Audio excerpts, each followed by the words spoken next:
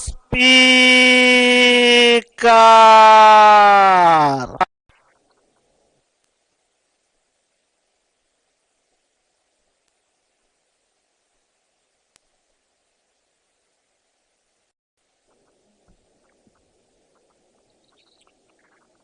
মাননীয় সদস্যবৃন্দ,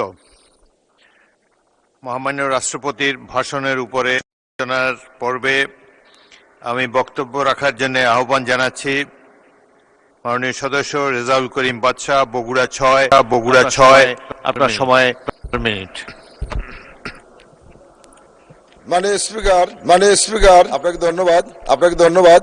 আমি প্রথমে এই মহান জাতীয় সভাতে আমি গভীর শ্রদ্ধার সাথে স্মরণ করতে চাই স্বাধীনতার মহান ঘোষক প্রধানমন্ত্রী বীর মুক্তিযোদ্ধা পুত্রবধূ এবং বগুড়া থেকে শহীদ রাষ্ট্রপতি জিয়া রহমান, আমাদের বগুড়ার কৃতি সন্তান। আমি শ্রদ্ধার সাথে স্মরণ করতে চাই বাংলাদেশের তিনবারের সফল প্রধানমন্ত্রী, যিনি বগুড়ার পুত্রবধূ এবং বগুড়া থেকে প্রতিনিধিত্ব করেছিলেন, আমাদের গণতন্ত্রের মা আপসহীন দেশনেত্রী বেগম খালেদা জিয়াকে।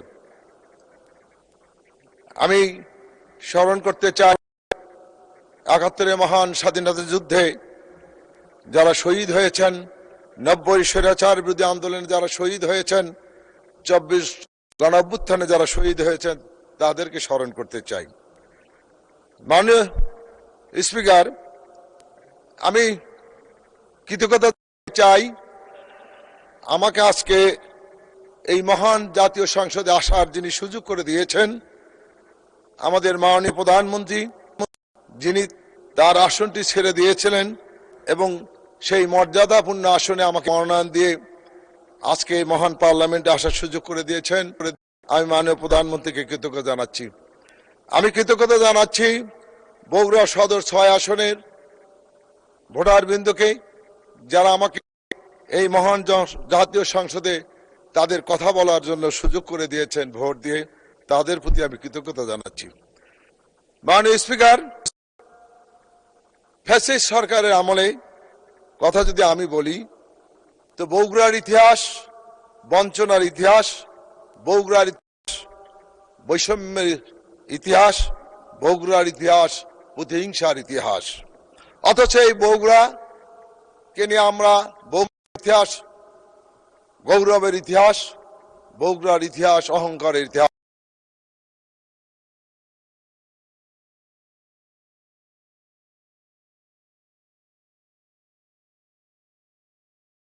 স্থান বগুড়া, এই বগুড়ার ইতিহাস গৌরবের অহংকারের, পুণ্ডবর্ধনের রাজধানী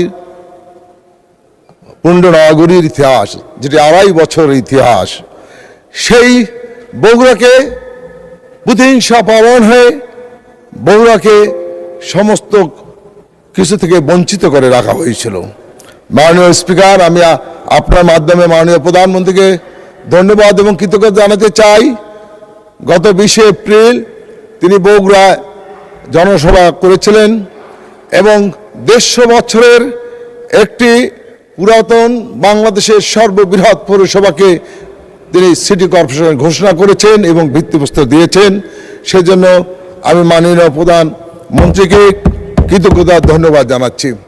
এবং তিনি আরও কয়েকটি প্রকল্পের কথা বলেছেন, আমি সেগুলো বলতে চাই না। আমি বলতে চাই যে বগুড়াকে যে বৈষম্য করেছিল, সেই বগুড়াকে সমতায় নিয়ে আসার লক্ষ্যে মাননীয় স্পিকার, আপনার মাধ্যমে আমরা মাননীয় প্রধানমন্ত্রীকে অবহিত করতে চাই। আপনারা জানেন, মাননীয় প্রধানমন্ত্রী দেশনেত্রী বেগম খালেদা জিয়া বগুড়া একটি আন্তর্জাতিক ক্রিকেট। মাননীয় সদস্য ১ মিনিটে কনক্লুড করেন। মাননীয় স্পিকার, আসলে আমরা তো বৈষম্যের শিকার। মাননীয় প্রধানমন্ত্রীর আসন, সেখান থেকে আমি প্রতিনিধিত্ব করছি, অন্তত আমার জন্য একটু বিবেচনা করার প্রয়োজন আপনার। তো আন্তর্জাতিক ক্রিকেট স্টেডিয়ামটিকে বন্ধ করে দিয়েছে, সেটি এখনো চালু হয়নি। আপনারা অবাক হবেন, বগুড়া একটি ফুটবল স্টেডিয়াম নেই। আজকে যেটি একটি বার্নিং ইস্যু, হাম রোবেলা, অথচ বগুড়া শহীদ জিয়া রহমান মেডিকেল কলেজে সেখানে বাচ্চাদের কোনো আইসিইউ নেই, সেখানে আমাদের সিনিয়র স্কেলেটর নেই, রেডিওথেরাপি নেই। আজকে একটা ভঙ্গুর অবস্থায় শহীদ জিয়া মেডিকেল কলেজ চলছে, এটিকে আধুনিকায়ন করতে হবে মাননীয় স্পিকার। আমাদের বগুড়া একটি বক্ষব্যাধি হাসপাতাল রয়েছে 1962 সালের টিন শেড, সেটি 100 বেডের করার জন্য আমাদের সাবেক প্রধানমন্ত্রী সেটিকে ঘোষণা করেছিলেন এবং কাজ শুরু হয়েছিল। আমাদের একটি ডায়াবেটিক হাসপাতাল, সেটি 100 শয্যাবিশিষ্ট একটা হাসপাতালে রূপান্তরিত হয়েছিল। আপনার ধন্যবাদ মাননীয় সদস্য, আরো সুযোগ পাবেন তখন বলবেন বাকিটা।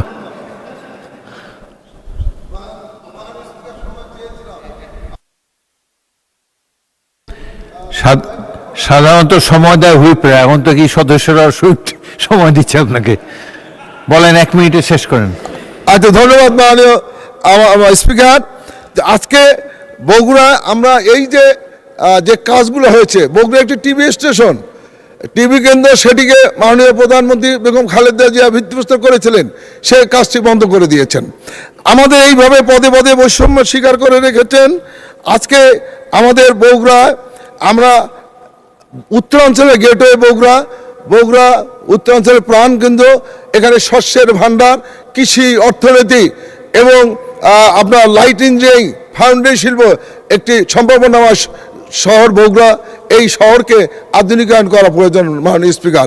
বগুড়া যানজটের শিকার, এই যানজটকে দূরীভূত করতে হলে আমাদের long term, short term, mid term আমাদের প্রকল্পের হাতে নিতে হবে। আজকে আমাদের বিকল্প রাস্তা সৃষ্টি করতে হবে। আজকে বগুড়াকে আমরা বলতে চাই না বগুড়া অন্য জেলার মতো আমরা উদাহরণ করতে দিতে চাই না, আমরা বগুড়াকে বলতে চাই। ধন্যবাদ মাননীয় সদস্য। পরবর্তী বক্তা মাননীয় সদস্য গাজী এনামুল হক, যশোর 5, আপনার সময় 6 মিনিট। মাননীয় স্পিকার, আপনাকে ধন্যবাদ। আপনার মাধ্যমে আমার নির্বাচনী এলাকা 89 যশোর 5 মনিরামপুরের জনগণকে আন্তরিক ধন্যবাদ ও শুভেচ্ছা জানাচ্ছি। মাননীয় স্পিকার, এই পার্লামেন্টে আমরা জুলাই যোদ্ধারা সহ আমরা ক্ষতিগ্রস্ত নির্যাতিত মানুষেরা রয়েছি, সবাই আমরা বিগত ফ্যাসিস্ট আমলে সবাই নির্যাতিত ছিলাম। কিন্তু দুর্ভাগ্যবশত যে আজকে সেই যে রেফারেন্ডাম দিল জনগণ আমাদেরকে 2টি ভোটের মাধ্যমে আজকে সংসদে এসেছে, তার একটি ছিল গণভোট। সেই গণভোটকে আজকে প্রশ্নবিদ্ধ করা হয়েছে, বিভিন্ন নাম দিয়ে বলা হয়েছে অন্তহীন প্রতারণার দলিল হয়েছে, একটি অধ্যাদেশকে বলা হয়েছে জাতীয় প্রতারণার দলিল, অথচ আমাদেরকে জনগণ ম্যান্ডেট দিয়েছিল। প্রশ্ন তোলা হয়েছে, 4টা প্রশ্নের হা না জবাব দিতে আমাদেরকে বাধ্য করা হয়েছে। মাননীয় স্পিকার, আমরা আইনের ছাত্র হিসাবে আমাদেরকে পড়ানো হয়েছিল প্রিন্সিপালস অফ স্টেবল ওয়েবার অ্যাকুইজেন্স, মানে স্বকার্যজনিত বাধা, যা উপযুক্ত সময় বলার কথা ছিল তা না বললে পরবর্তী তার না বলা। আজকে এই সংসদে যে প্রশ্ন তুলছি এই বিষয়ে এই 4টা প্রশ্নে বাধ্য করা হয়েছে এই ভোট দিতে, এই কথা তো ভোটের সময় জনগণের কাছে বলা দরকার ছিল, জনগণকে পরিষ্কার করার সেই সুযোগ আমরা নেই। মাননীয় স্পিকার, এই বলা হয়েছে যে আমরা সবাই ঐক্যবদ্ধ হয়ে আমরা অ্যামেন্ডমেন্ট করতে পারি, কিন্তু মাননীয় স্পিকার, সংশোধনের মাধ্যমে সংবিধানের সব পরিবর্তন করা যায় না। শুধু ট্রেজারি বেঞ্চ নয়, সকল এমপিরা ঐক্যবদ্ধ হয়েও আমাদের সংবিধানের মৌলিক অবকাঠামোর কোনো পরিবর্তন করার কোনো ক্ষমতা এই পার্লামেন্টের কাউকে দেওয়া হয় নাই। কিন্তু সংস্কার হুইজ ব্যাক বাই দ্য রেফারেন্ডাম, সেটা সব কিছু চেঞ্জ করতে পারে। এই জন্য রিফর্মের ব্যাপারে আমি মাননীয় স্পিকার এই কথাই বলতে চাই, amendment refers to specific formal change or addition made to the text of a law or constitution, while reform is a broader concept describing the overall improvement or overall of an existing system, institution or set of practice. মাননীয় speaker, আমরা জানি সংস্কারের হাত লম্বা, কিন্তু সংশোধনের হাত খাটো। সংস্কার করা যায়, মৌলিক অবকাঠামো চেঞ্জ করা যায়, করবে কি করবে না সেটা সংস্কার পরিষদের বিষয় ছিল, কিন্তু জনগণ আমাদেরকে যে ম্যান্ডেট দিল সেই ম্যান্ডেটকে আমরা ধারণ করে নিয়ে আমরা গ্রহণ করে নিই। মাননীয় স্পিকার, এজন্য সংবিধান সংস্কারের জন্য যে ম্যান্ডেট দিছিল সেই ম্যান্ডেট উপেক্ষা করলে এর জন্য রাজনৈতিক ও সাংবিধানিক সংকট দেখা দিতে পারে, সরকারের বৈধতা নিয়ে প্রশ্ন উঠতে পারে, সংসদের বৈধতা ঝুঁকির মধ্যে সাংবিধানিক শূন্যতা দেখা দেওয়ার সম্ভাবনা। জনরোষ গণ আন্দোলনের জন্য রাজপথে প্রতিবাদ হয়, জনগণকে উপেক্ষা করার তকমা লাগানো হয় সরকারের বিরুদ্ধে, আন্তর্জাতিক এবং সামাজিক প্রতিক্রিয়া হয়, অর্থনৈতিক অস্থিরতা বাড়ে, সামাজিক বিভাজন বাড়ে, হা না ভোটের পক্ষে যখন জনপ্রত্যাশা যখন বাস্তবায়ন না হয় তখন জাতি বিভক্ত হয়ে যায়।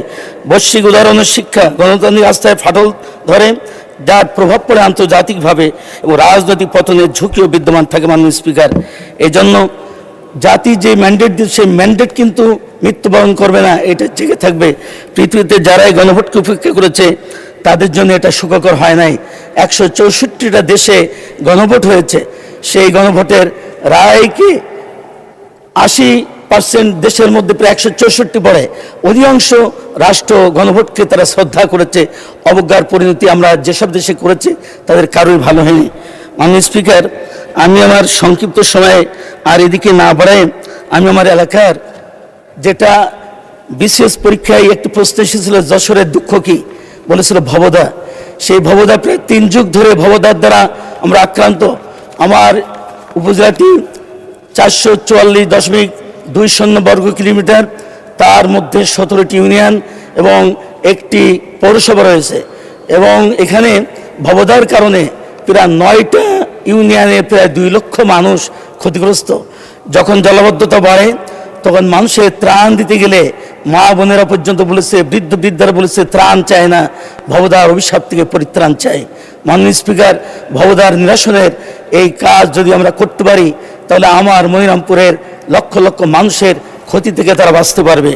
ভবদার কারণে আমাদের প্রায় 4,418 হেক্টর জমিতে অনাবাদি থাকে, ফসলে না, পানিতে ডুবে থাকে, এবং আমাদের 25,263 মেট্রিক টন খাদ্যের ঘাটতি হয়, যার কারণে এটা সরকারি তথ্য 120,41,41,250 টাকার আর্থিক ক্ষতি হয়। মাননীয় স্পিকার, এই জন্য ভবদার সংস্কারের জন্য যেটার সঙ্গে 4টি উপজেলা জড়িত, এটা সংশ্লিষ্ট মন্ত্রণালয় করেন, সেই ব্যাপারে আমার বিনীত নিবেদন থাকবে। মাননীয় স্পিকার, মনিরামপুরের বাজারের মধ্যে যেটা যশোরের রাজারহাট থেকে চোখনগর পর্যন্ত 38 কিলোমিটার রাস্তা, যেটা 350 কোটি টাকার বরাদ্দ হয়েছিল বড় প্রশস্ত করার জন্য, প্রশস্ত বাইরে করলেও মাত্র 700 মিটার রাস্তা মনিরামপুর বাজারের, সেটা প্রশস্ত না করার কারণে আমার 18 কিলোমিটার যশোর থেকে মনিরামপুর যেতে যে সময় লাগে তার 3-4 গুণ সময় লাগে 700 মিটার পথ অতিক্রম করতে। মাননীয় স্পিকার, আমার জনগণের দাবি অন্তত এই সরকারের আমলে প্রথম অবস্থায় যেন এই 700 মিটার রাস্তার জমি অধিগ্রহণ করে 2 পাশে এটা যেন প্রশস্ত করা হয়। মাননীয় স্পিকার, আমার উপজেলায় হাসপাতালের অবস্থা কি বলে সবাই বলেছে, আমি বাংলাদেশের আমার হাসপাতাল সহ সকল হাসপাতালের। ধন্যবাদ। আচ্ছা, 1 মিনিটে কনক্লুড করে দেন। 2 মিনিট না, 1 মিনিট প্লিজ। সেখানে হাসপাতালের করুণ অবস্থা, ডাক্তার নাই, ক্লিনার নাই, আউটসোর্সিং এর মাধ্যমে মাত্র 2,000 টাকা দিয়ে সেখানে ক্লিনার রাখা হয়, তারা ঠিকমতো কাজ করতে পারে না। এটাকে 100 বেডে উন্নীত করার আবেদন জানাচ্ছি। নন এমপিভুক্ত স্কুল কলেজ মাদ্রাসা রয়েছে, তার মধ্যে বাজিতপুর মুক্তিযোদ্ধা মহিলা কলেজ সহ 3টি কলেজ এমপিভুক্ত হয়নি, তা এমপিভুক্ত করার আবেদন জানাচ্ছি। পাশাপাশি মানুষের একটি বিষয় না বললে হবে না, আমার 12,000 মেট্রিক টন মাছ উৎপাদন করলে হয়ে যায়, অথচ আমার মনিরামপুরে গত বছরে 45,133 মেট্রিক টন মাছ উৎপাদন হয়েছে। এখানে যদি একটি সরকারি মৎস্য হ্যাচারি করা হয় তাহলে এই উৎপাদনের সম্ভাবনা এলাকাতে মাছ উৎপাদনের জন্য সেখানে একটা সরকারি মৎস্য হ্যাচারি করার জন্য আমি বিনীত আরজ করছি। মাননীয় স্পিকার, আপনার মাধ্যমে সংশ্লিষ্ট মন্ত্রীর কাছে আমি আমার কথা শেষ করছি। ধন্যবাদ মাননীয় স্পিকার। ধন্যবাদ মাননীয় সদস্য। পরবর্তী বক্তা মাননীয় প্রতিমন্ত্রী এম.এ. মুহিত, আপনার সময় 6 মিনিট। বিসমিল্লাহির রহমানির রহিম। মাননীয় স্পিকার, আপনাকে ধন্যবাদ। আজকের এই মহান জাতীয় সংসদে আমি প্রথমবারের মতো বক্তব্য রাখার সুযোগ পেয়েছি, এই জন্য প্রথমেই ধন্যবাদ জানাই আমার এলাকা সিরাজগঞ্জ 6 শাহজাদপুরের সকল জনগণকে, যারা বিপুল ভোটে আমাকে নির্বাচিত করে এই মহান সংসদে বক্তব্য রাখার সুযোগ করে দিয়েছেন। ধন্যবাদ এবং কৃতজ্ঞতা জানাই পরম করুণাময় আল্লাহর কাছে, যিনি আমাদেরকে এই বাংলাদেশের জন্যে আন্দোলন সংগ্রাম রাজনীতির পথ ধরে একটি গণতান্ত্রিক নির্বাচনে নির্বাচিত হয়ে এই মহান সংসদে আসার সুযোগ করে দিয়েছেন। ধন্যবাদ এবং কৃতজ্ঞতা জানাই আমাদের মহান মুক্তিযুদ্ধের স্বাধীনতার ঘোষক শহীদ রাষ্ট্রপতি জিয়াউর রহমান, তিনবারের নির্বাচিত প্রধানমন্ত্রী দেশনেত্রী বেগম খালেদা জিয়া, এবং যার নেতৃত্বে আমরা রাজনীতিতে এসেছি, দীর্ঘ সংগ্রামে যার নেতৃত্বের মাধ্যমেই আমরা ফ্যাসিবাদের বিরুদ্ধে লড়াই জারি রেখেছি, আমাদের আজকের প্রধানমন্ত্রী মাননীয় প্রধানমন্ত্রী জনাব তারেক রহমানকে ধন্যবাদ জানাই।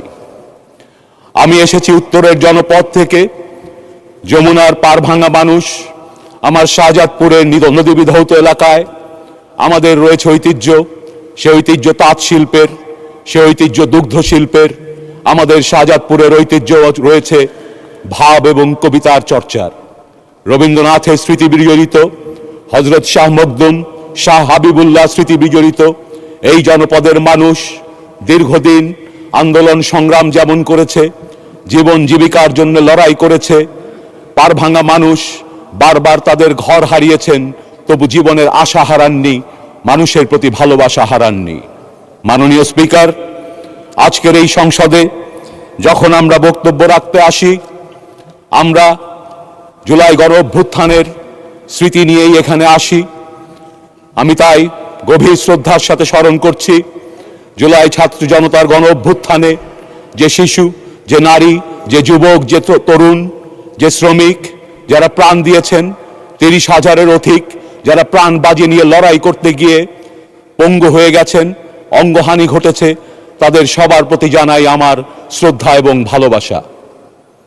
মাননীয় স্পিকার, আজকে যখন এই সংসদে আমরা আসি, অতীতের বিভিন্ন সরকার এবং সংসদের স্মৃতি আমাদেরকে তাড়িত করে, এবং আমি অত্যন্ত আনন্দিত হই যখন দেখি এই সংসদ ইতিমধ্যেই নতুন বাংলাদেশ এবং নতুন বন্দোবস্তের সূচনা করছে। আমরা দেখতে পাই একদিকে বিরোধী দলের পক্ষ থেকে যেমন দাবি দাওয়া পেশ করা হয়, অন্যদিকে সরকারি দল সেই দাবি দাওয়াকে মনোযোগের সঙ্গে শুনছেন, এমনকি সেটিকে গ্রহণও করছে। মাননীয় স্পিকার, আমরা সরকার গঠনের পর আমাদের এলাকার জনগোষ্ঠীর যে সমস্যাগুলো আছে সেই সমস্যাগুলো তুলে ধরা যেমন আমাদের দায়িত্ব, কিন্তু আমি অবাক বিস্ময়ে লক্ষ্য করেছি আমাদের অন্যান্য মাননীয় সংসদ সদস্যরাও যখন বক্তব্য দিচ্ছেন, তাদের সমস্যাগুলো আর আমার সমস্যাগুলো ভিন্ন কিছু নয়। আমরা শুনতে পাচ্ছি একদিকে মেগা প্রজেক্ট হয়েছে, বড় বড় সড়ক মহাসড়ক দেখানো হয়েছে, মেগা দুর্নীতির আয়োজন হয়েছে। অন্যদিকে প্রত্যেকটি এলাকায় গেলে আমরা দেখব জেলার ভেতরে, জেলা থেকে উপজেলায়, কিংবা আরো বেশি করে বললে উপজেলা থেকে ইউনিয়নে যাওয়ার সড়কগুলো একেবারেই বেহাল অবস্থা। আমরা দেখতে পাই উপরে ফিটফাট উন্নয়নের গল্প, কিন্তু আমাদের ব্যাংকগুলোকে খালি করে ফেলা হয়েছে। আমরা দেখতে পাই শিল্পায়নের গল্প শোনানো হয়েছে, কিন্তু বাংলাদেশে নতুন কোনো শিল্পায়ন হয়নি, কর্মসংস্থান হয়নি। এই বহুবিধ সমস্যার ক্ষেত্রে আমি বিশ্বাস করি, যেহেতু আমাদের নেতা প্রধানমন্ত্রী তারেক রহমান আমাকে স্বাস্থ্য মন্ত্রণালয়ের প্রতিমন্ত্রী হিসেবে দায়িত্ব দিয়েছেন, তাই আমার একটা আশা থাকবে আমার মাননীয় মন্ত্রী এবং প্রতিমন্ত্রী সহকর্মীরা আমাদের প্রত্যেকটি কাজ বিশেষ বিবেচনায় একটু ত্বরান্বিত করে আমার এলাকার মানুষকে সহায়তা করবেন, আমাকেও তাদের সহকর্মী হিসেবে একটু বাড়তি ভালোবাসা দিবেন। তাই আমি আর বিস্তারিত আমার এলাকার সমস্যা না তুলে ধরে আরেকটি যে বিষয়ে আমি কথা বলতে চাই, আমার জীবনের অর্ধেক সময় কেটেছে একজন চিকিৎসক এবং জনস্বাস্থ্যবিদ হিসেবে দেশে এবং বিদেশে বিভিন্ন স্বাস্থ্য ব্যবস্থার সমস্যাকে চিহ্নিত করা, গবেষণা এবং শিক্ষকতার মাধ্যমে এবং কনসালটেন্সির মাধ্যমে আমরা বিভিন্ন স্বাস্থ্য ব্যবস্থাকে দেখার সৌভাগ্য আমার হয়েছে। আমি আপনাদের সকলের দৃষ্টি আকর্ষণ করব, আমি এখন যে কথাগুলো বলবো, আমরা বলেছি এটা নতুন বাংলাদেশ। যদি আমি যে সমস্যাগুলো তুলে ধরবো, আপনি যে দলেরই হন, আপনার যদি সেই সমস্যাটা আপনার এলাকাও থাকে, তাহলে আপনারা আমাকে টেবিল চাপড়িয়ে উৎসাহ দেবেন।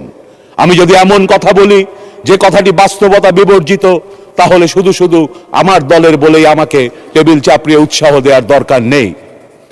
আমরা 60 দিন হলো সরকারে এসেছি। দায়িত্ব পাওয়ার পর থেকে দেশের এ প্রান্ত থেকে ও প্রান্তে স্বাস্থ্য ব্যবস্থাকে খতিয়ে দেখার চেষ্টা করেছি। সেই জকিগঞ্জের ইউনিয়ন স্বাস্থ্য কেন্দ্র থেকে শুরু করে শাহজাদপুরের স্বাস্থ্য কেন্দ্র কিংবা আগারগাঁওয়ের ইনস্টিটিউট পাড়া, যেখানেই গিয়েছি। আপনি কি আপনার উপজেলাতেও দেখেন না স্বাস্থ্য ব্যবস্থা কিভাবে ভেঙে পড়েছে? উপজেলা স্বাস্থ্য কমপ্লেক্স। মাননীয় প্রতিমন্ত্রী 1 মিনিটে কনক্লুড করে দেন। 3টা মিনিট কি দেওয়া যায় অনুগ্রহ করে মাননীয় আচ্ছা, স্পিকার? 2 মিনিটে শেষ করেন, টাইম ধন্যবাদ। কনস্ট্রেন্ট আছে। সারা দেশের স্বাস্থ্য ব্যবস্থায় আমরা দেখতে পাচ্ছি যেখানে যন্ত্র আছে যন্ত্রগুলো অকেজো, যেখানে হাসপাতাল আছে হাসপাতালের দেয়াল ভেঙে পড়ছে। সবচেয়ে দুঃখের বিষয়, অপ্রতুল চিকিৎসক এবং নার্স এবং অন্যান্য স্বাস্থ্যকর্মীদের কারণে লাখো লাখো মানুষ আজকে চিকিৎসার অভাবে অপেক্ষায় আছে প্রতিটি উপজেলায়। মাননীয় স্পিকার, এই স্বাস্থ্য ব্যবস্থাকে এমনভাবে ধ্বংস করা হয়েছে, বিগত 15 বছরের অর্থনৈতিক দুর্নীতি এবং বিগত 15 মাস 18 মাসের সরকারের ভুল নীতির কারণে আজকে আমরা দেখছি অজস্র শিশুর মৃত্যু হচ্ছে। ভুল নীতি দিয়ে কিভাবে মানুষকে হত্যা করা যায় আমরা এই বাংলাদেশে এবার দেখেছি। আমরা এই 2 মাসের ভেতরে দ্রুত গতিতে টিকার ব্যবস্থা করেছি। সারা দেশে জাতীয় পর্যায়ে টিকার ব্যবস্থা হচ্ছে, কিন্তু সেটাই যথেষ্ট নয়। ছোট ছোট রিপেয়ার করে এই স্বাস্থ্য ব্যবস্থাকে ভাঙা যাবে না। এই স্বাস্থ্য ব্যবস্থাকে গড়ে তুলতে হলে খোল নলচে পাল্টে ফেলতে হবে, এবং সেই পাল্টে ফেলা আমাদের ইশতেহারে আছে। আমাদের নেতা মাননীয় প্রধানমন্ত্রী সেই ইশতেহারে স্বাস্থ্য ব্যবস্থাকে খোল নলচে পাল্টে ফেলার পরিকল্পনা ঘোষণা করেছেন। আমরা প্রাথমিক স্বাস্থ্য ব্যবস্থার উপরে জোর দেব। ইউনিয়ন পর্যায় থেকে উপজেলা পর্যায়ে আমরা এমনভাবে স্বাস্থ্য ব্যবস্থাকে ঢেলে সাজাবো যেখানে স্বাস্থ্যকর্মীরা, প্রশিক্ষিত স্বাস্থ্যকর্মীরা প্রতিটি ঘরে ঘরে গিয়ে হেলথ প্রমোশন এবং হেলথ প্রিভেনশনের কাজ করবে, যাতে অসুখ হবার আগেই আমরা সুস্থ জীবনের দিকে ঝুঁকে পড়ি। আমাদের জীবন আচরণে যেন সুস্থতা আসে, আমরা যেন সঠিক সময়ে টিকা পাই, আমাদের শিশুরা যেন সুস্থ থাকে। আগামীর বাংলাদেশ যেন হয় সুস্বাস্থ্যর বাংলাদেশ। একই সাথে উচ্চতর পর্যায়ে, জেলা পর্যায়ে এবং বিভাগীয় পর্যায়ে বিশেষায়িত স্বাস্থ্যের ব্যবস্থা আমরা করব। যে রোগগুলো দীর্ঘদিন ধরে চিকিৎসা প্রয়োজন হয়, গুরুতর রোগ যেমন কিডনি রোগ, ক্যান্সার, এই সমস্ত চিকিৎসার জন্য আর যেন গ্রামগঞ্জ থেকে সমস্ত জমি জমা বিক্রি করে মানুষকে ঢাকায় হাসপাতালের বারান্দায় এসে ঘুমাতে না হয়। মাননীয় স্পিকার, আমরা স্বপ্ন দেখি সেই স্বাস্থ্য ব্যবস্থার যেখানে। ধন্যবাদ মাননীয় প্রতিমন্ত্রী, ধন্যবাদ। ধন্যবাদ। পরবর্তী বক্তা মীর আহমদ বিন কাসেম, ঢাকা 14। আপনার সময় 7 মিনিট। মাননীয় স্পিকার, আপনাকে ধন্যবাদ। একটি অন্ধকার ঘরে মৃত্যুর প্রহর গোনা থেকে আজকে আমাকে দ্বিতীয় জীবন দান করেছেন মহান আল্লাহ রাব্বুল আলামিন। আমি মনে করেছিলাম যেহেতু দ্বিতীয় জীবন পেয়েছি, আমার পরিবার, আমার সন্তানের আমাকে 8টি বছর পায়নি, তাদেরকে নিয়ে দেশের বাইরে চলে যাব। যে দেশ আমাকে অধিকার দিতে পারে না সেই দেশে আমি থাকবো না। কিন্তু যখন 48 নম্বর ওয়ার্ড যুবদল সভাপতি সাজিদুল ইসলাম সুমন ভাইয়ের মেয়ে হাফসা ইসলাম রাইতার চোখের দিকে তাকায়, যে এখনো বাবার জন্য অপেক্ষা করে আছে, তখন যেতে পারি না। মাননীয় স্পিকার, আমরা যে কথা বলছি, আমরা যে বিষয়ের সাক্ষী, বেশ কিছু শক্তিশালী অপশক্তির বিরুদ্ধে আমরা সাক্ষী দিচ্ছি, যারা এখনো ক্ষমতাসীন অবস্থায় বিদ্যমান। আমাদের এই সাক্ষী তাদের ভীষণ অসুবিধার কারণ, এবং আমরা যদি কথা বলি তাদের আমাদের জীবনের ঝুঁকি এখনো রয়েছে। যেমনভাবে জীবন দিতে হয়েছে আমার ভাই হাদিকে। কিন্তু যখন এই সুমন ভাইয়ের মেয়ের চোখের দিকে তাকাই, মনে পড়ে যে আমার মেয়ের কথা। 8টি বছর তারা জিজ্ঞেস করতো বাবা কোথায়, কেউ উত্তর দিতে পারতো না। আজকে এখনো সুমন ভাইয়ের মেয়ে বলে যে আমাকে গুম করে আমার বাবাকে যেখানে রেখেছো সেখানে নিয়ে যাও, আমি আমার বাবাকে জড়িয়ে রাখবো, আর জড়িয়ে ধরে রাখবো, কোনোদিন ছাড়বো না। মোহাম্মদ পারভেজ ভাইয়ের মেয়ে আদিবা ইসলাম রিদি বলে, সবাই বলে ধরে নাও বাবা মারা গেছে, বাবাকে কোনো অঙ্ক যে ধরে নিব বাবা মারা গেছে। মাননীয় স্পিকার, এসব অসংখ্য মেয়ে, মা, স্ত্রীর চাপাক্ষ চোখের পানি, ক্ষোভ এখনো বিদ্যমান। এই রাষ্ট্র তাদের কোনো জবাব দিতে পারেনি। মাননীয় স্পিকার, আমি এখানে দাঁড়িয়ে গুমের ভুক্তভোগী পরিবারের পক্ষ থেকে 3টি দাবি উত্থাপন করতে চাই। প্রথম দাবি জবাবদিহিতা। যাদেরকে গুম করা হয়েছে তারা এখনো রাষ্ট্রীয় স্বীকৃতি পায়নি। মাননীয় স্পিকার, এই গুমের ভুক্তভোগীদের রাষ্ট্রীয় স্বীকৃতি প্রয়োজন। যারা গুমের সাথে জড়িত তাদের অনেকেই এখনো গুরুত্বপূর্ণ দায়িত্বে বিদ্যমান। অনেকে আইনের আওতায় বাইরে দাঁড়িয়ে দেশের ভিতরে অস্থিতি সৃষ্টি করার চেষ্টা করছে। এদেরকে বিচারের আওতায় আনতে হবে। সর্বশেষ, এই বিচার যেন স্বচ্ছ হয়, ফ্যাসিস্ট আমলে লোক দেখানো একটি নাটক যাতে না হয়, এই 3 নিয়ে আমাদের প্রথম দাবি জবাবদিহিতা। দ্বিতীয়ত দাবি, এই ঘুমের ভুক্তভোগী পরিবারদের তাদের প্রিয়জনকে কেউ আমরা ফিরিয়ে দিতে পারবো না। আমার যৌবনকাল একটু অন্ধকার ঘরে কেটেছে, আমার যৌবনকাল কেউ ফিরিয়ে দিতে পারবে না। কিন্তু এই পরিবারগুলো যা হারিয়েছে তা ফিরিয়ে দেওয়ার ক্ষমতা আসমান জমিনের মধ্যে কারো নেই। কিন্তু যে কদিন আর আছে তাদের জন্য অন্তত অর্থনৈতিকভাবে কোনো কষ্ট না হয়, এতটুকু দায়িত্ব কি রাষ্ট্র নিতে পারে না? আমরা কতগুলো ব্রিজ বানানোর পরিকল্পনা করছি। একটা ব্রিজ বানানোর অর্থ যথেষ্ট হাতে গোনা এই কয়েকটি পরিবারের অন্তত অর্থনৈতিক নিরাপত্তা দেওয়ার জন্য। আপনার মাধ্যমে সরকারকে আহ্বান জানাচ্ছি, 17 বছর ধরে এই পরিবারগুলো অপেক্ষা আছে, আর তাদেরকে অপেক্ষা রাখবেন না। অবিলম্বে তাদেরকে একটি এমনভাবে অর্থনৈতিক পুনর্বাসনের ব্যবস্থা যদি আমরা করি যেন আর যাই হোক অর্থনৈতিকভাবে তাদের আর কোনো দিক নিয়ে তাকাতে না হয়, এটা আমাদের দ্বিতীয় দাবি। এবং তৃতীয় এবং সবচেয়ে গুরুত্বপূর্ণ দাবি হচ্ছে, এই ধরনের ঘৃণ্যতম মানবতা বিরোধী অপরাধ আর কোনোদিন যেন এই বাংলার মাটিতে আর হতে না পারে, সেজন্য আমাদের ব্যবস্থা গ্রহণ করতে হবে। তার জন্য দরকার শক্ত আইন, তার জন্য দরকার রাজনীতিবিদদের দৃঢ়তা যে আমরা আর যাই করি এই ধরনের অপরাধ যেন বাংলা মাটিতে না হতে পারে। এই জন্য সবার আগে দরকার গুম কমিশন, যা কোনো কারো অনুমতি না নিয়ে তদন্ত করতে পারবে। দরকার স্বাধীন মানবাধিকার কমিশন, যার কারো চক্ষু রাঙানি উপেক্ষা করে তার অপরাধের কথা বলতে পারবে। মাননীয় স্পিকার, আর একটি গুরুত্বপূর্ণ বিষয় আমার উপস্থাপন করা দরকার। ইসমাইল হোসেন বাতেন ভাইয়ের মেয়ে তার বাবা গুম হওয়ার পর থেকে তার বাবার অ্যাকাউন্টে রেখে যাওয়ার টাকা উত্তোলন করতে পারছে না। ব্যাংকের ম্যানেজার বলে, তোমার বাবার কি হয়েছে, একটি কাগজ নিয়ে আসো। আনিসা ইসলাম ইনশা গত বছরটি বছর মন্ত্রণালয় থেকে মন্ত্রণালয় ঘুরে বেড়াচ্ছে একটি কাগজের জন্য যে তার বাবা যে গুম হয়েছে এটা যেন লিখে দেওয়া হয়। এটা আমরা দিতে পারিনি। আইনমন্ত্রী এখানে উপস্থিত আছেন, এমন একটা আইনি ব্যবস্থা গ্রহণ করা যারা গুমের ভুক্তভোগী যারা আছেন তারা যেন স্বীকৃতি পায় তার বাবা মৃত নন, তার বাবা জীবিত নন। কিন্তু এই স্বীকৃতি দেওয়া দরকার, অবিলম্বে একটি আইন করার আহ্বান জানাচ্ছি। মাননীয় স্পিকার, আল্লাহ আমাকে দ্বিতীয় জীবন দিয়েছেন, কিন্তু ঢাকা 14 আসনের জনগণ আমাকে এখানে দাঁড়িয়ে কথা বলার সুযোগ করে দিয়েছেন। তাদের জন্য কিছু কথা বলতে চাই।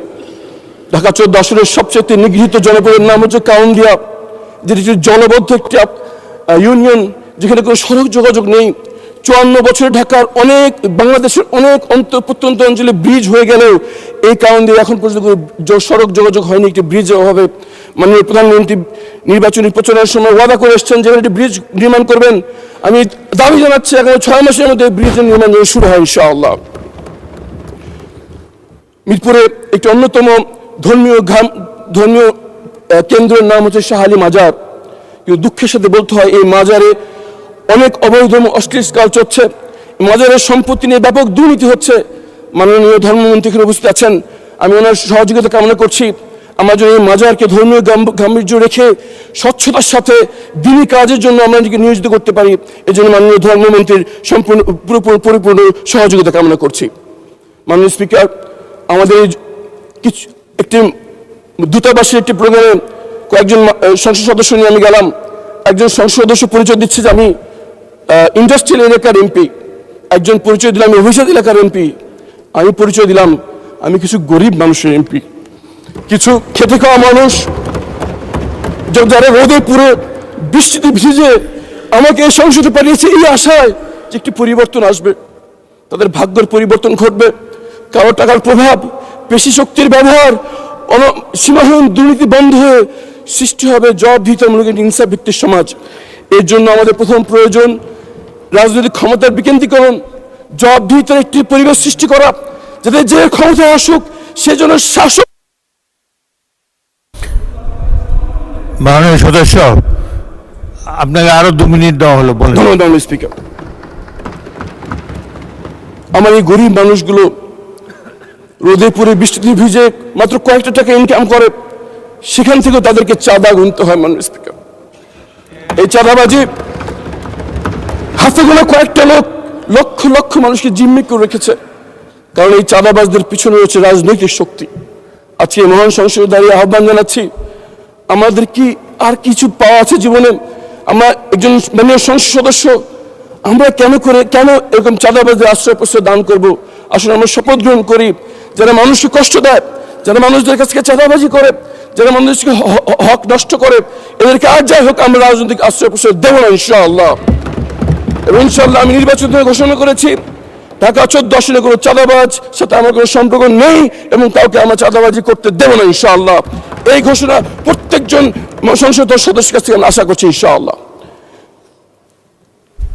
ফুটপাথগুলো বেদখল হয়ে রয়েছে, খালগুলো দখল হয়ে রয়েছে, যার কারণে একটু বৃষ্টি হলে জলাবদ্ধতা হয়ে যায়। খেলার মাঠ নেই, যুব সমাজ খেলাধুলা করতে না পারার কারণে মাদকাসক্তির মধ্যে ঝুঁকে পড়ছে। শিক্ষা কেন্দ্র যেখানে আমাদের সন্তানের মানুষ হয়, সেখানে নিয়োগ বাণিজ্য চলছে, এগুলো বন্ধ হওয়া দরকার। আসলে আমরা ঘোষণা করি যে সবার আগে দেশ 5 বছরের দলীয় স্বার্থ নয়, 50 বছরের জাতি গঠনের কথা চিন্তা করে আমরা দেশ চালাবো ইনশাআল্লাহ। যদি আমরা এই কাজটি করতে পারি, তাহলে আমাদের শরীর যখন কবরে পৌঁছবে, তখন আমাদের রেখে যাওয়া কাজের বিনিময়ে কালকে আমাদের কঠিন প্রশ্নের সম্মুখীন হওয়া যখন আমরা হব, তখন এই কাজগুলো আমাদেরকে শেফায়াত দান করবে, আমাদের প্রশ্নের উত্তরকে সহজ করে দেবে, আমাদেরকে সত্যিকার অর্থে সফলকার করবে এই দুনিয়াতে এবং চিরস্থায়ী জীবনে। সম্মানিত স্পিকার, আপনাকে ধন্যবাদ। আসসালামু আলাইকুম ওয়া রাহমাতুল্লাহি ওয়া বারাকাতুহু। ধন্যবাদ মাননীয় সদস্য। পরবর্তী বক্তা মাননীয় সদস্য আলমগীর মোহাম্মদ মাহফুজুল্লাহ ফরিদ, আপনার সময় 5 মিনিট। বিসমিল্লাহির রহমানির রহিম। মাননীয় স্পিকার, আজ এই মহান জাতীয় সংসদে কথা বলার সুযোগ পেয়ে আমি মহান আল্লাহর কাছে শুকরিয়া জানাচ্ছি। আমার মহেশখালী কুতুবদিয়ার জনগণের প্রতি কৃতজ্ঞতা জ্ঞাপন করছি, আপনাকেও ধন্যবাদ জানাচ্ছি। মাননীয় স্পিকার, আমি গভীর শ্রদ্ধা ভরে স্মরণ করছি মহান স্বাধীনতার ঘোষক, বহুদলীয় গণতন্ত্রের প্রবক্তা, বাংলার রাকাল রাজা শহীদ রাষ্ট্রপতি জিয়াউর রহমানকে। আমি গভীর শ্রদ্ধার সাথে স্মরণ করছি আমাদের মা, আমাদের তিনবারের সাবেক প্রধানমন্ত্রী আপসহীন দেশমাতা বেগম খালেদা জিয়াকে। আমি আজকে ধন্যবাদ জানাচ্ছি আমাদের নেতা বাংলাদেশের প্রধানমন্ত্রী জনাব তারেক রহমানকে, যিনি আমাকে নমিনেশন দিয়ে এই মহান সংসদে তৃতীয়বারের মতো কথা বলার, আমাদের মহেশখালী কুতুবদিয়ার অবহেলিত দ্বীপ কুতুবদিয়া মহেশখালীর উন্নয়নের কথা বলার, দেশের কাজ করার সুযোগ দিয়েছেন, সেই জন্য আমি ধন্যবাদ জানাচ্ছি। মাননীয় স্পিকার, দীর্ঘ 17 বছর পর একটি অবাধ, সুষ্ঠু গ্রহণযোগ্য নির্বাচনের মাধ্যমে গণতন্ত্রের নবযাত্রা সূচিত হয়েছে।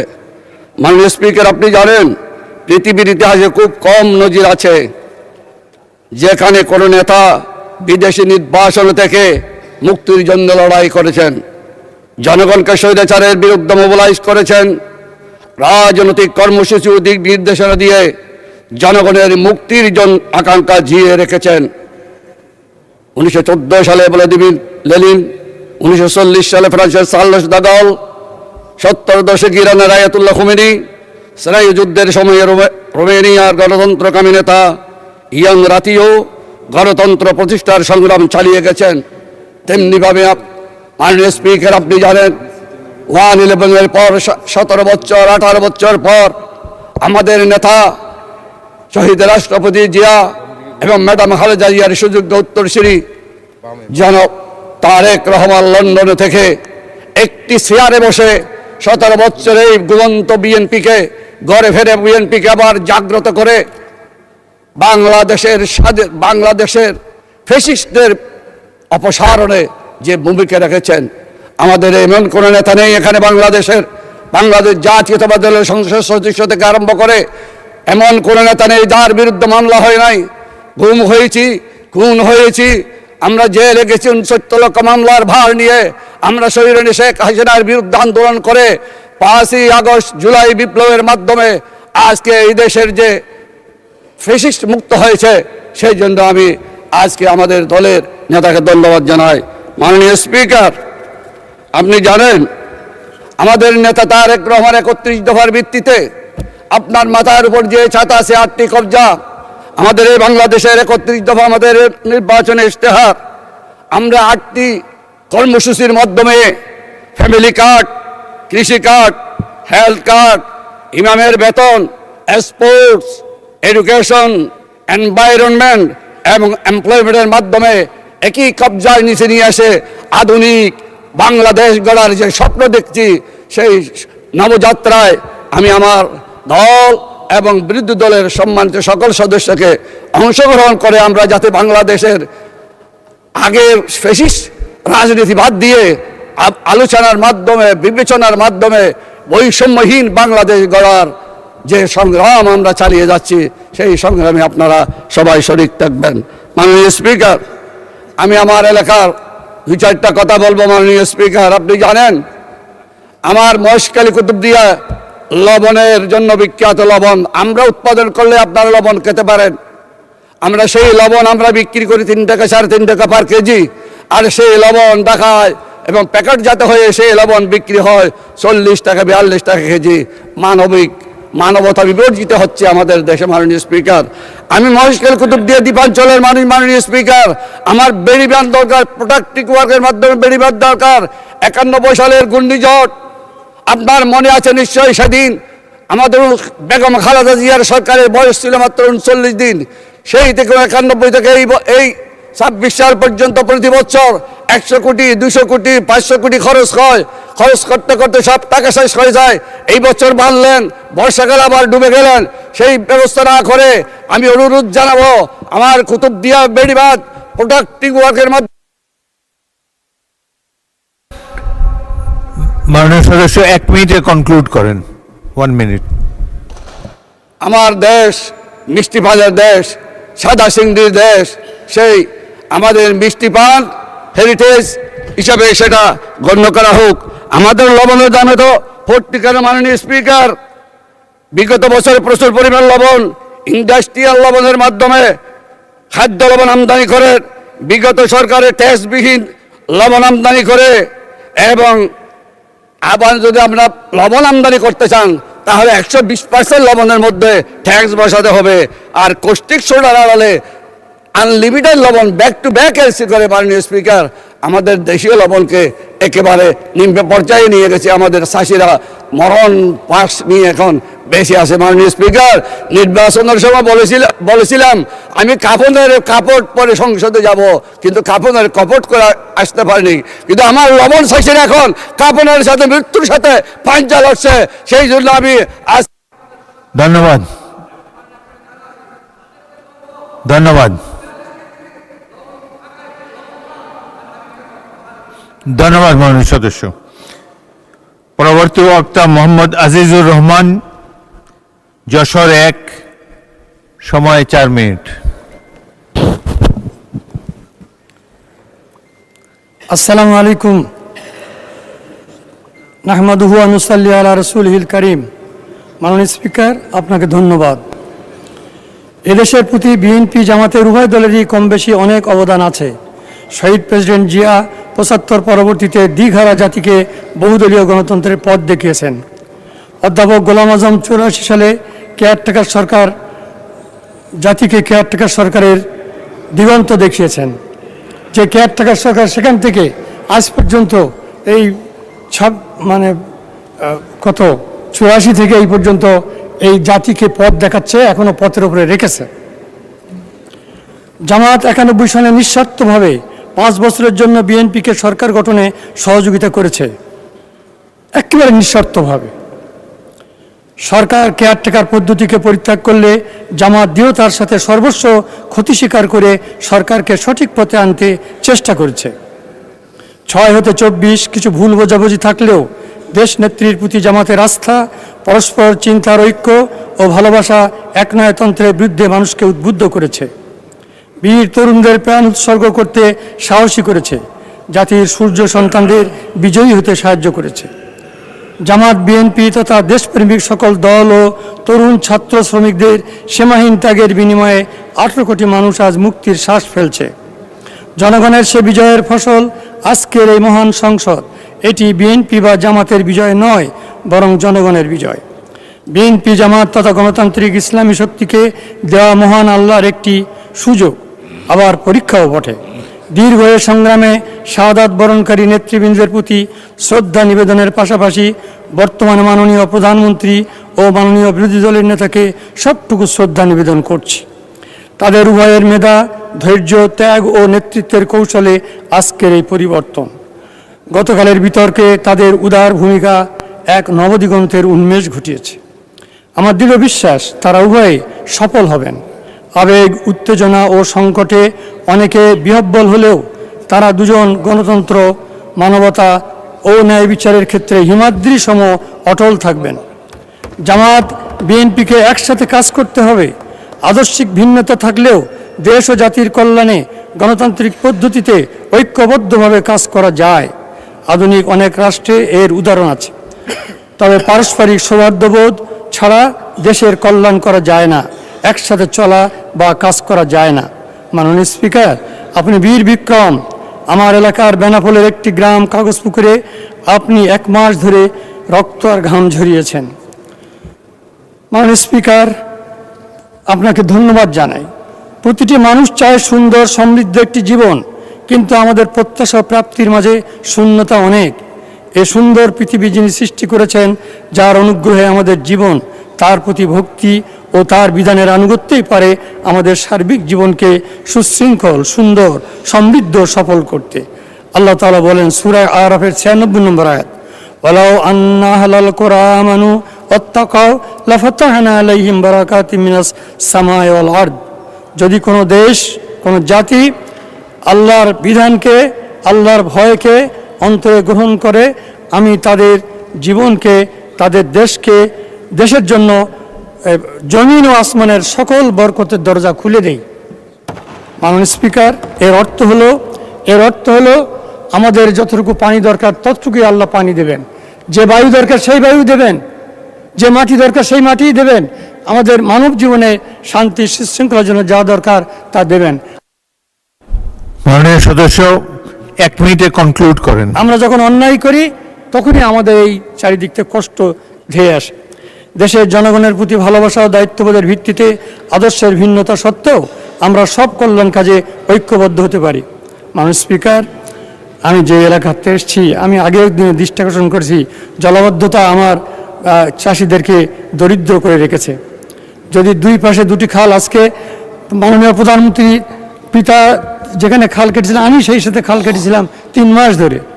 তো সেখানে যদি খালটার পাশাপাশি তার পশ্চিমে এবং তার উত্তরে খাল কাটা হয়, তাহলে এই শার্শা উপজেলা রক্ষা পেতে পারে এই জলাবদ্ধতা থেকে। মাননীয় স্পিকার, শার্শা 4.5 লাখ মানুষ শুধু নিজেরা সমৃদ্ধ হবে না, এর দ্বারা দেশও সমৃদ্ধ হতে তাদের অবদান থাকবে। মাননীয় স্পিকার, আমার সময় বেশি না, একটি কথা শুধু আজকে বলতে চাই, মাদক থেকে শার্শাকে রক্ষা করুন। 25 ধন্যবাদ মাননীয় সদস্য। ধন্যবাদ আপনাকে। পরবর্তী বক্তা এম ইকবাল হোসেন, ময়মনসিংহ 3।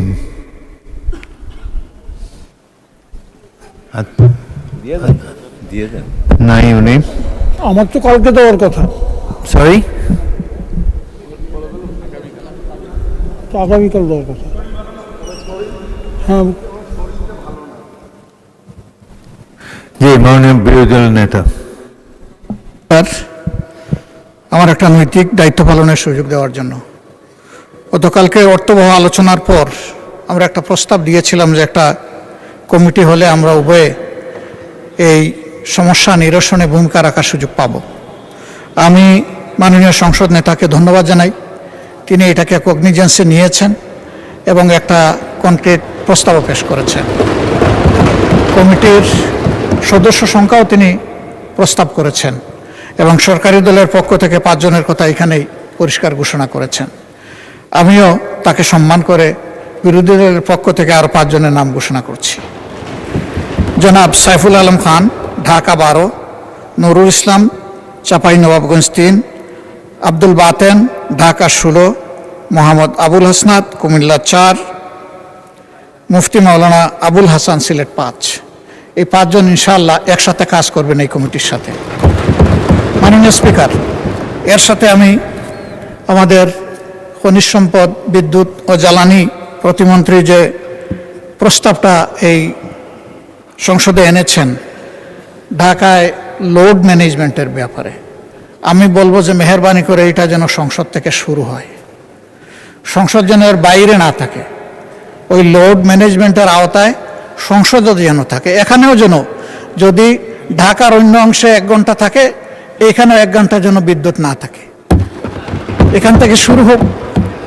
তাহলে জনগণ বুঝবে যে আমরা আসলে বাংলাদেশকে একটা ইউনিফর্ম কান্ট্রি হিসেবে বিল্ড আপ করতে চাচ্ছি। ধন্যবাদ মাননীয় স্পিকার। মাননীয় বিরোধী দলের নেতা, সংসদ তো চালু রাখতে হবে, সংসদ বন্ধ করা যাবে না। মাইক দেন, বিরোধী দলের নেতাকে মাইক দেন। আমি সংসদ ভবন বলেছি, সংসদের অধিবেশন আমি বলি নাই। অধিবেশনের বাইরে Thank you. অনেক কর্মঘণ্টা আছে। ধন্যবাদ, আমি বিরোধী সেই দলের নেতা। কথাটাই বলেছি। ধন্যবাদ মাননীয় স্পিকার। ধন্যবাদ।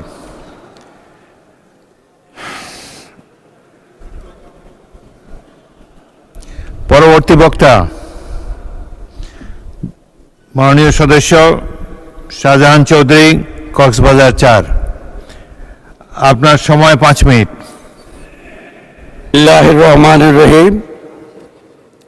মাননীয় স্পিকার, আমাকে আপনি সময় দেওয়াতে আপনাকে আমি ধন্যবাদ জানাচ্ছি। মাননীয় স্পিকার, আমরা এই আপনার ইয়েতে আমরা দাঁড়িয়ে যে আলোচনা করছি, এর প্রথমে আমি আজকে আমার নেতা জিয়াউর রহমান সাহেবকে আমি স্মরণ করছি। তিনি বাংলাদেশের স্বাধীনতা ঘোষণা করেছিলেন, 71-এর যুদ্ধে তিনি অংশগ্রহণ করেছিলেন এবং মুক্তিযুদ্ধ করে দেশকে স্বাধীন করেছিলেন। আপনিও সেখানে সাথে ছিলেন। আপনারা সকলকে, অল মুক্তিযোদ্ধা যারা শহীদ হয়েছেন তাদেরকে স্মরণ করছি এবং 24-এর মুক্তিযোদ্ধাদেরকেও আমি স্মরণ করছি। তবে 71-এর মুক্তিযোদ্ধাদের সমান 24-এর মুক্তিযোদ্ধারা হতে পারবে না। তাদেরও মূল্যায়ন আছে, তাদেরও আমরা তাদেরকেও শ্রদ্ধা করি, সম্মান করি, কিন্তু 71 আমাদের স্বাধীনতার চেতনা, সেটা আলাদা জিনিস। মাননীয় স্পিকার, আমি সম্মান করছি আজকে আমার নেত্রী বেগম খালেদা জিয়াকে, যিনি তিলে তিলে প্রত্যেকটা জায়গায় গিয়ে গিয়ে এই সংগঠন, জাতীয়তাবাদী দলের সংগঠনকে শক্তিশালী করে এই বাংলাদেশে একটি দীর্ঘদিন রাজনীতি করার মতো সক্ষম করেছেন। মাননীয় স্পিকার, আমাদের এই দল প্রতিষ্ঠা যিনি করেছিলেন মাননীয় শহীদ জিয়াউর রহমান সাহেব, তিনি 3 বছরের মাথায় মৃত্যুবরণ করেছেন, শহীদ হয়েছিলেন। 3 বছর একটা রাজনৈতিক দর্শন, আজকে 50 বছর আজকে আমরা ধরে রাখতে পেরেছি এই সংগঠনকে। কি রকম গভীর মানুষ তার এই দলের প্রতি ভালোবাসা, এটা প্রকাশ পায়।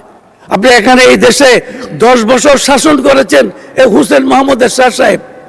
আইয়ুব খান শাসন করেছিলেন 10 বছর পাকিস্তান, তাদেরও একটি দল ছিল, কিন্তু মৃত্যুর পরে তাদের আর কোনো দলের চিহ্ন নাই। কিন্তু এই বাংলাদেশ জাতীয়তাবাদী দলের আজকে 50 বছর আমরা এখনো পর্যন্ত ক্ষমতা ধরে আছি এবং আমাদের এখন তারুণ্যের নেতৃত্বে, এখন আমাদের দলের নেতৃত্ব দিচ্ছেন তারেক রহমান সাহেব। তিনি শহীদ জিয়ার উত্তরসূরি। আজকে সারা বাংলাদেশের তরুণদের তিনি আপনার প্রতীক। তিনি বাংলাদেশে একটা নতুন গণতান্ত্রিক ব্যবস্থা স্থাপন করছেন এবং অর্থনৈতিক মুক্তির দিকে আমাদেরকে নিয়ে যাচ্ছেন। আমরা নতুন দিগন্তে প্রবেশ করছি তার উনার নেতৃত্বে। আমি আশা করি আমরা আরও উন্নতির দিকে যাব। সুন্দর আমাদের বিরোধী দলের নেতৃত্বের যে কোপারেশন আমরা দেখতে পাচ্ছি, এই নেতৃত্বের কোপারেশন যদি আমরা ধরে রেখে কাজ করতে পারি, তাহলে বাংলাদেশ আরও দিন দিন উন্নতির দিকে যাবে। বিশ্ব একটি উত্তপ্ত আজকে মধ্যপ্রাচ্যের মধ্যে যেখানে অর্থ সম্পদ বেশি, তেল বেশি, সেখানেই গণ্ডগোল। তেলের জন্য আজকে আমাদেরকে বুঝতে হবে সেটা আমাদের ক্রিয়েটেড সমস্যা না, এটাকে আমাদের কন্ট্রোল করতে হবে। আমি আশা করি কন্ট্রোল হয়ে যাবে।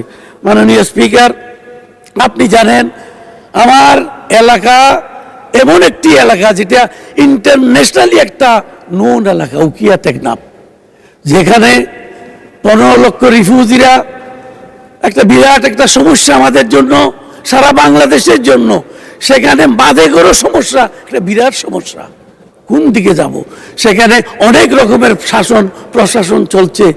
আমি এগুলিকে এই সরকারকে অনুরোধ করব সুন্দরভাবে দেখে একটা আমাদের কক্সবাজারে আমি খুশি হয়েছি, আল্লাহর কাছে আপনার শুকরিয়া আদায় করছি। কক্সবাজারের একটি সন্তান জনাব সালাউদ্দিন আহমদকে আপনার হোম মিনিস্টার করাতে, যেহেতু সেখানে মাদক পাচারের সেই রুট বন্ধ হবে এখন, আমি আশা করছি।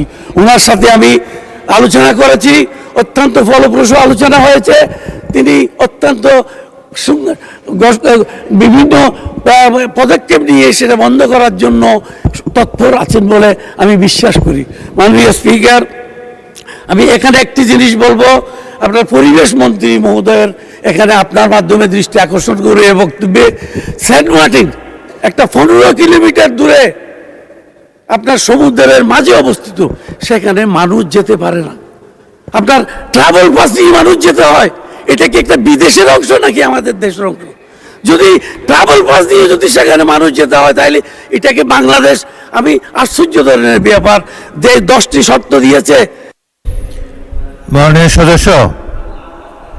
সদস্য, আপনি 2 মিনিটে শেষ করেন, আপনার 2 মিনিটে শেষ করে দেন। সেখানে আমি অনুরোধ করব ওনাকে, আপনার সেখানে মানুষ যাওয়ার ব্যবস্থা করতে হবে, সেখানে ট্যুরিস্ট যেতে হবে, না হলে সেখানে কোনো ইনকাম নাই, মানুষ মারা যাবে নাকি, এইরকম একটা অবস্থা। মাননীয় স্পিকার, আমার এই রিফিউজিদেরকে ফেরত দেওয়ার জন্য শহীদ প্রেসিডেন্ট জিয়াউর রহমান সক্ষম হয়েছিলেন, ম্যাডাম খালেদা জিয়া সক্ষম হয়েছিলেন। আমি আশা করি আমাদের এই সরকার তারেক রহমান সাহেবের নেতৃত্বে সমস্ত রিফিউজি আবার বর্মায় ফেরত যাওয়ার জন্য তিনি তৎপর হবেন, আমি এইটুকু আশা করছি। এবং আমাদের হসপিটাল সেন্ট মার্টিনে ডাক্তার নাই, বর্ষাকাল আছে, ওখান থেকে রুগীরা 15 কিলোমিটার দূরত্ব দিয়ে আসতে পারে না। সেখানে আমি দেখেছি একটা মহিলা মারা গেছে সমুদ্রে, প্রেগনেন্ট অবস্থায়, আপনার মূল ভূখণ্ডে আসার পথে। একটা স্পিড বোট দিয়ে বলছি আপনার, সেখানে আমি মাননীয় মন্ত্রীকে দৃষ্টি আকর্ষণ করে বলছি, একটা স্পিড বোট যাতে মানে সি গোয়িং স্পিড বোট থাকে, অ্যাম্বুলেন্স, আমি ওনাকে দৃষ্টি আকর্ষণ করে বলছি এটা যাতে হয়, এবং ডাক্তার যাতে থাকে সেখানে, সেটার জন্য আমি অনুরোধ করছি। আমি বেশি বক্তব্য দেব না। আমার এলাকার মধ্যে অনেক আরো সমস্যা আছে বিভিন্নভাবে, সেই সমস্যাগুলো আমি মাননীয় মন্ত্রী মহোদয়দের সাথে বসে বসে আমি সমাধান করতে পারবো। আমি সেটা বলে আমি আপনার অন্ততপক্ষে 30 মিনিট আগে আপনার বক্তব্য শেষ করছি। খোদা হাফেজ, আসসালামু আলাইকুম। ধন্যবাদ মাননীয় সদস্যবৃন্দ। সংসদের বৈঠক আগামী 13 বৈশাখ 1433, 26 এপ্রিল 2026 তারিখ, রোজ রবিবার বিকাল 3 ঘটিকা পর্যন্ত মুলতবি করা হলো। আপনাদের সহযোগিতার জন্য ধন্যবাদ। বাংলাদেশ জিন্দাবাদ।